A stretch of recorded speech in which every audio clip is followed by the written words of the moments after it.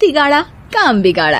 तीन बहुओं के रवैये से सासू माँ बहुत परेशान थी। दरअसल बात ये थी कि तीनों बहुओं में किसी बात को लेकर अनबन हो गई थी। तब से ही तीनों एक दूसरे से मुंह फुलाए रहती थी। ना कोई सीधे मुंह किसी से बात करती, ना किसी का कहना मानती। पड़ोसी भी इस बात को जानते थे और जाने कैसे कैसे बातें भी करते। इसीलिए सासू माँ ने तीनों बहुओं को तुरंत अपने कमरे में बुलाया। मैं कई दिनों से देख रही हूँ, तुम तीनों अलग अलग सारे काम कर रही हो। ये सब नहीं चलेगा, तीनों को मिलकर ही काम करना पड़ेगा। सास की बात सुनकर एकदम से बड़ी बहू बोल उठती है। नहीं मम्मी जी, मैं इन दोनों के साथ कुछ नहीं कर सकती। मैं इस घर की बड़ी बहू हूँ, फिर भी ये मेरा कहना बिल्कुल भी नहीं मानती। अरे जेठानी जी, जानबूझकर मुझे डबल काम करवाती है आप। और छोटी मुझसे टेढ़े मुंह ही बात करती है। इन दोनों के बीच हमेशा सैंडविच बन जाती है मेरी, और मैं हमेशा आलू की तरह बीच में मसली जाती हूँ।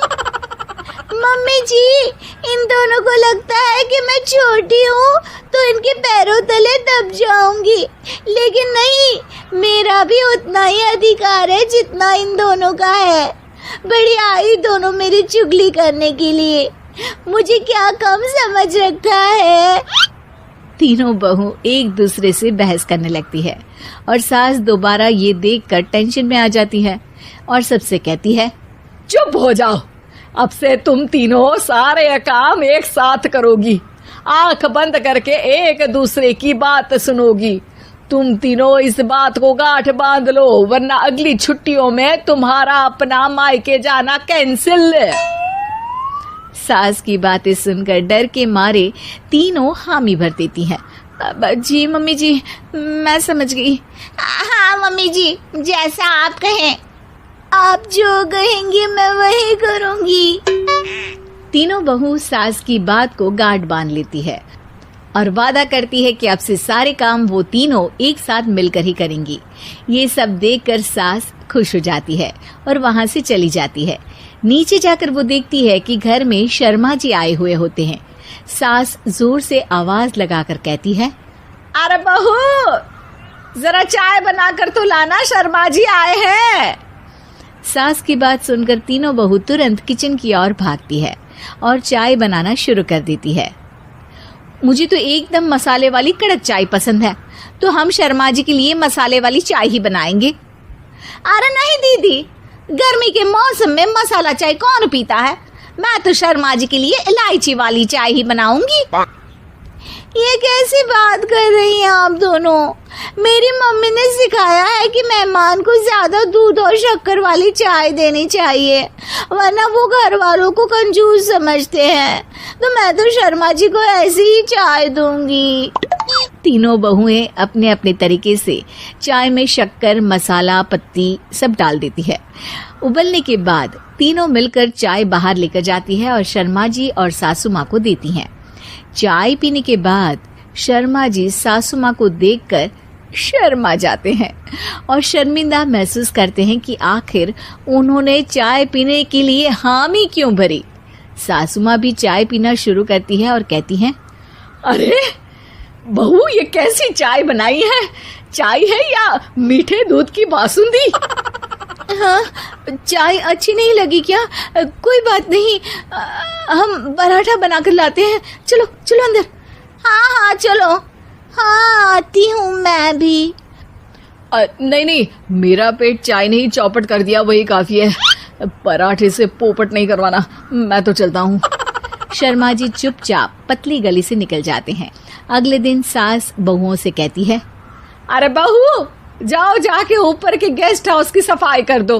कल हमारे यहाँ मेरे दूर के रिश्तेदार आने वाले हैं, तो पूरे कमरे को चमका देना, समझी? तीनों बहू सास की बात को मानकर ऊपर सफाई करने चली जाती हैं और तीनों कमरे की सफाई चालू कर देती है। बड़ी बहू मकड़ी के जाले साफ करती है, तो बीच वाली झाड़ू लगाना और छोटी वाली सर्फ डालकर जमीन धोना शुरू कर देती है। अरे दीदी, जेठानी जी, अभी मैंने पूरी फर्श धोई और आप फिर से धूल नीचे गिरा रही हैं। और मछली जेठानी जी, आप बिना झाड़ू की धूल यहाँ छटक रही हैं। अरे तीनों को साफ करना है, एक साथ सफाई करते हैं ना। अरे वही तो, हम साथ साथ हैं, घर साफ साफ है। तीनों बहू ऐसे ही काम में उलझ जाती है और 2 घंटे तक एक ही कमरे की सफाई करती रहती है। बहुत देर से अपनी बहुओं को ना देखने के कारण सास ऊपर कमरे में उन्हें देखने जाती है, लेकिन कमरे में घुसते ही वो गीली फर्श पर फिसलने के कारण नीचे गिर जाती है। ओरी मोरी मैया, हड्डी मरोड़ के रख दी। आए मेरी तो कमर ही टूट गई रे। तीनों बहुएं सास को उठाती हैं और बिस्तर पर सुला देती है। अरे मेरे हाथ पैर दर्द कर रहे हैं, दबा दो, आराम मिलेगा। हाँ जी माँ जी। अरे जी माँ जी, जी माँ जी।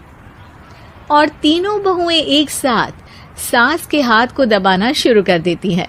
माँ की तो चीख ही निकल जाती है और नतीजा ये होता है कि सास के बचे हुए शरीर में भी दर्द उठ जाता है। हाय राम, ये क्या कर दिया तुम तीनों ने। अरे मेरी तो किस्मत ही फूटी है कि तुम जैसी बहुएं मुझे मिली। हे भगवान, पूरे शरीर में दर्द बढ़ गया है। अब तो पता नहीं कि चल भी पाऊंगी या नहीं। माफ करो, मुझे गलती हो गई मुझसे कि तुम तीनों को एक साथ काम करने के लिए बोला। सोचा था तीनों मिलके अच्छे से काम करेगी, लेकिन बड़े बुजुर्ग सही कहते थे कि 3 तिगाड़ा काम बिगाड़ा। तुम लोगों ने ये बात ना आज साबित करके दिखा दी। तुम तीनों को तो समझाना यानी मानो भैंस के आगे भी न बजाना है। तुम्हें अकेले अकेले काम करना है ना, तो अब से तुम अकेले ही अपना अपना काम करो। तीनों बहुएं वहां से जाने लगती है। अरे कहाँ जा रही हो?